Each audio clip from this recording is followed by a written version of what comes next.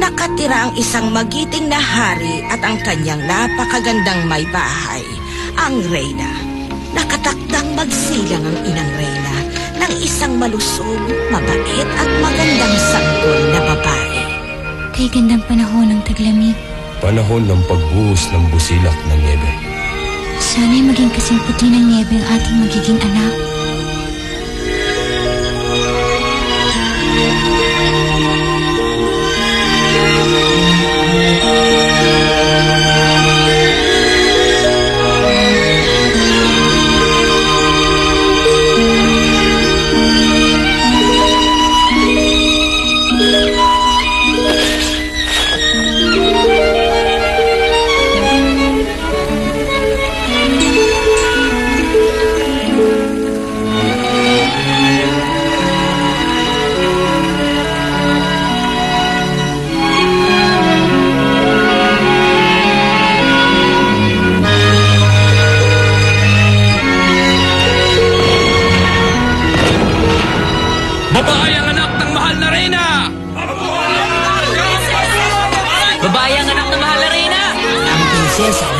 Kasalukuyang panahon.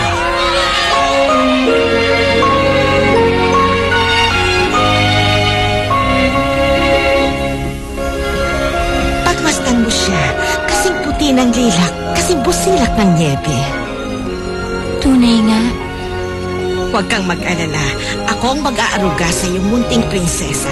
Sige na at magpahinga ka na. Salamat, Molly. Dahil sa taglay na kaputian ng sanggol, pinangalanan siyang Snow White. Lumaking matatag at kahali-hali na ang bata dahil sa pag-aaruga ng mapagmahal niyang mga magulang. Bakit? Halika dito! Milky! Bakit? Si Milky ang pusa at si Packet ang aso. Ito ang regalo kay Snow White ng kanyang mga magulang sa ika-4 na pagdiriwang ng kanyang kaarawan. Dahil buligid ka, kasya ka sa bulsa, ang tawag ko sa'yo si Packet. At dahil naman ikaw mahilig sa gatas, itatawag ko sa'yo si Milky. At ikaw naman, alaga kong kalapate, ang itatawag ko sa'yo si Coco. Tayo na, pumasyal tayo sa kakahuyan at tingnan natin kung anong meron para sa atin. Sana makita natin ang Pink Rabbit at ang matapang na oso na lagi nasasagot ng sa kanyang kwento.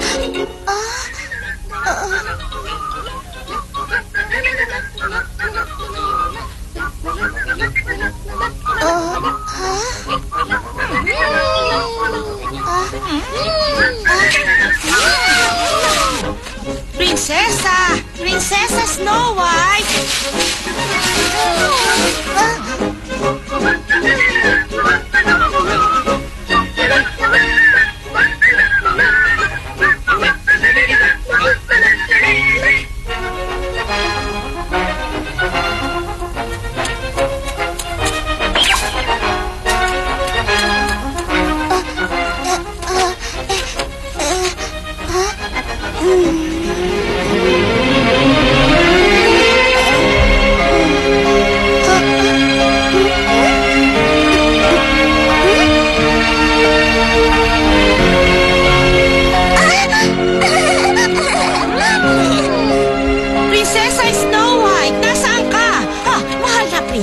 Binibini mo, Ali. May nakita akong mga duwende. Ipabalita ko ito sa aking inang Reyna. Wala, prinsesa. Hintay! Hintay!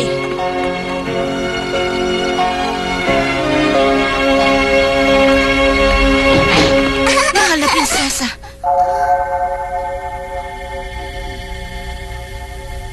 Mahal na prinsesa, sandali lang. Hindi na nanumbalik ang lakas ng katawan ng mahal na Reyna Rosebud simula pa nung isilang si Snow White. Naglaro ka na naman sa kakahuyan, anak? Opo, mahal na ina. At meron po ako nakita 7 duwending kay gaganda. 7 duwende? Opo, mahal na ina. Bibilang po ako. 1, 2, 3. 3! Nais man kitang yakapin dito sa aking dibdib.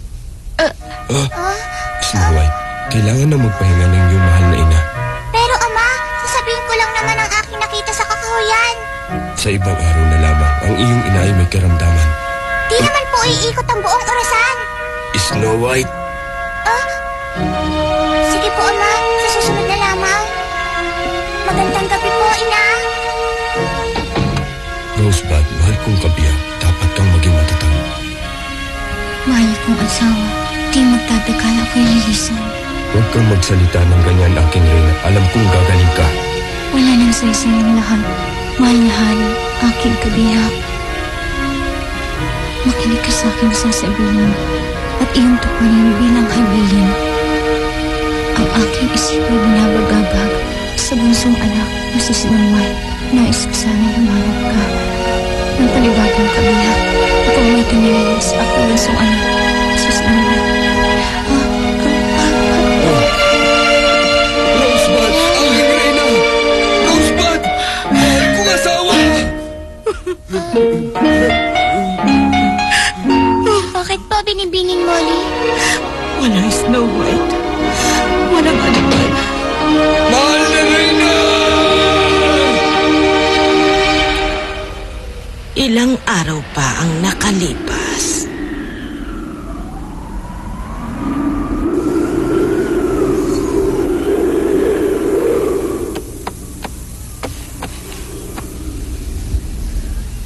Kailangan ko rin siyang isama. Laruan kong maganda. Regalo ito sa akin ng mahal kong ina. Huh? Snow White, pinagdala kita ng sariwang gatas. At ano naman ang ginagawa mo? Ginagaya kang Stogie. Sasama ko kay ina. Hindi ba't ang sabi niyo si ina ay naglakbay? Kaya binibini mo, nais kong sumunod sa kanya. Matagal ba ang paglalakbay? Mahal na prinsesa. Sasama ka rin sa aking paglalakbay. Hindi mo na siya maabutan. Ganun po ba? Mahal na ama, maaari bang malaman kung kailan ang balik niya? Snow White, hindi na siya babalik pa. Gustuhin man niyang bumalik pa, hindi na maaari. Bakit po? Pero ama, hindi pa niya naririnig ang aking kwento tungkol sa mga trending nakita ko sa kakahuyan. Hindi maaari!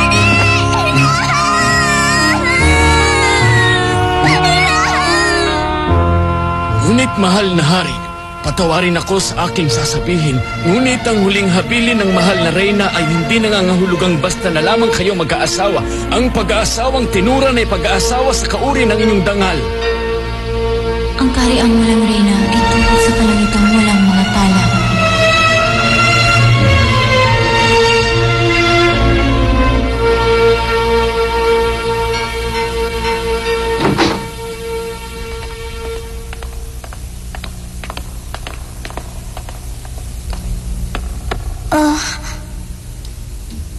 Simula sa araw na ito, dito natitira ang madrasta mo. Ano pong ibig sabihin ng madrasta? Tayo na sa iyong silid.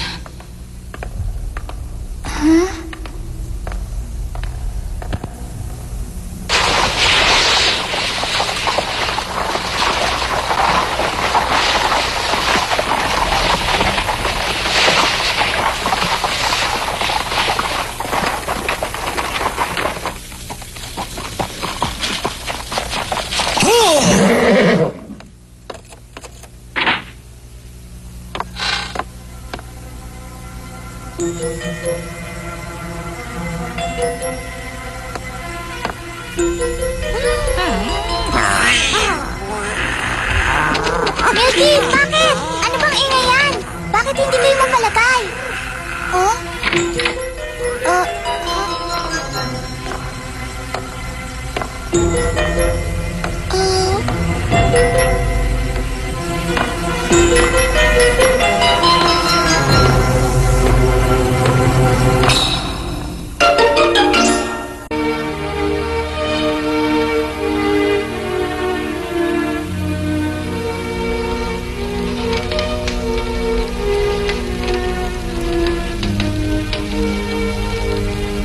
Doon mo yan isabit.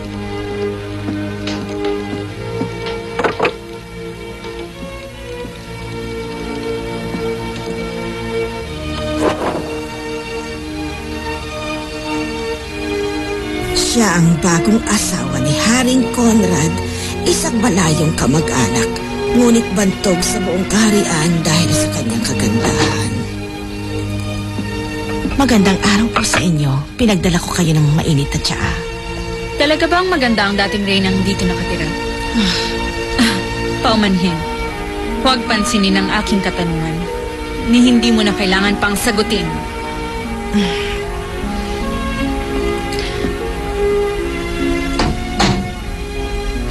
At sino pa kaya ang magtataglay ng pambihirang kagandahan maliban sa akin?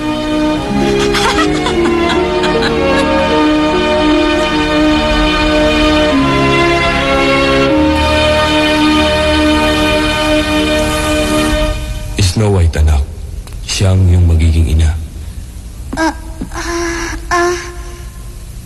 Ikinagagalak kitang makilala, Snow White. Mahilig ka palang maglaro sa kakahuyan. Maaari mo ba akong isama sa iyong pamamasyal kahit minsan lang? Tayo'y maglalaro parang magkaibigan. Kung ganon, isasama mo ako? Opo. Ngayon, masaya ka na ba, Snow White? Sa panahong nagkakamalay na ang kalikasan, talulot ng bulaklak ay nagiging makulay. Sumapit na rin sa wakas ang pagdiriwang si Snow White, 12 taong gulang.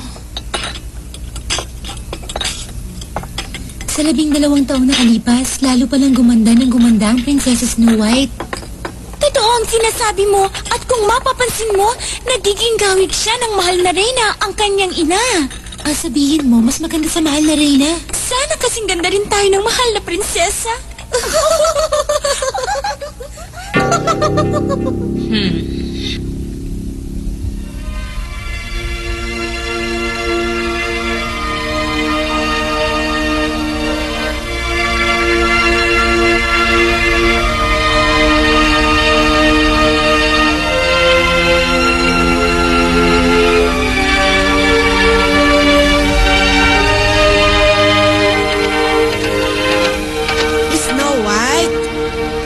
White, nakita ko na rin sa wakas ang pinahahanap mo sa akin.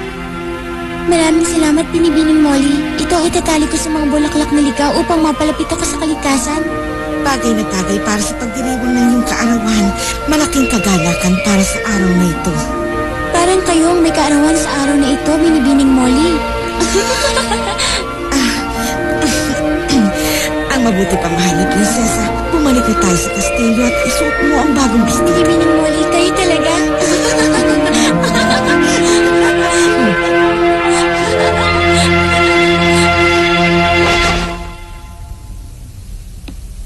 Talagang bata pa siya.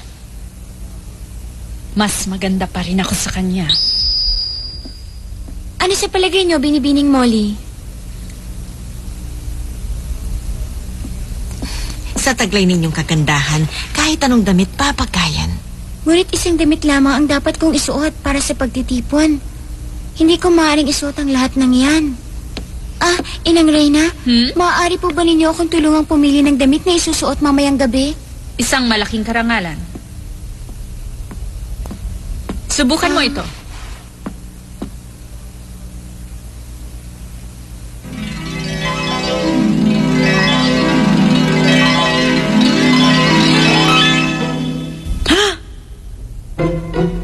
Babagay po ba sa akin?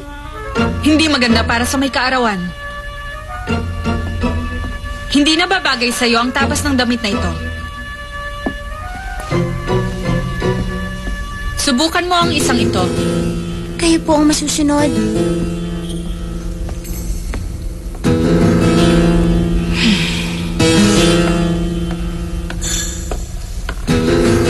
Mahal na Reyna, magandang araw, kamahalan. Dala ko na ang bestidong isusuot nyo para sa kaarawan ni Prinsesa Snow White. Sigurado akong lilitaw ang inyong taglay na kagandahan. Hindi ko gusto ang kulay. Hindi yan babagay sa akin. Mumurahing tela ang ginamit mo. Hindi ko gustong makita ang anino mo.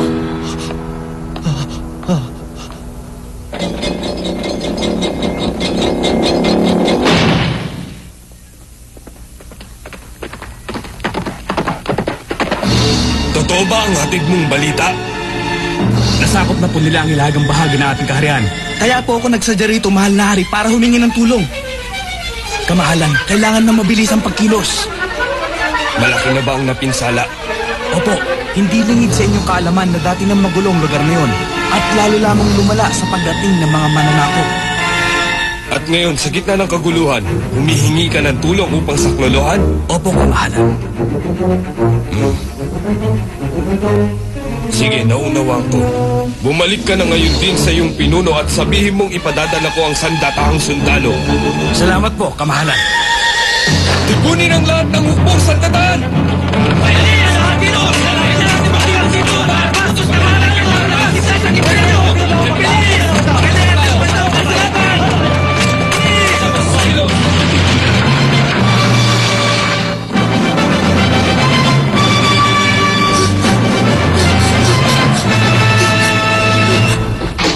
Ama kong hari, Taliwas sa kagandaang asal ang pumasok ang basta na lamang. Patawad, kamahalan. Akin po ang kasalanan. Mahal na prinsesa. pupunta kayo sa digmaan, mahal kong ama? Ipagpaumanhin na hindi kita makakapiling para sa iyong kaarawan. Wala pong anuman. Ngunit ako'y nababahala para sa inyong kaligtasan, mahal kong ama. Hindi kailangan. Huwag kang mag-isip ng ganyan. Ngunit, paano... Kailangan tumulong sa nangangailangan. Hindi ko hahayaang masakop ng mga palalo ang ating kaharian. Snow White, Mahal na Reyna, ikinalulungkot ko ang di inaasahang pangyayari. Pero kailangan nating tanggapin ang katotohanan. mahal na Reyna.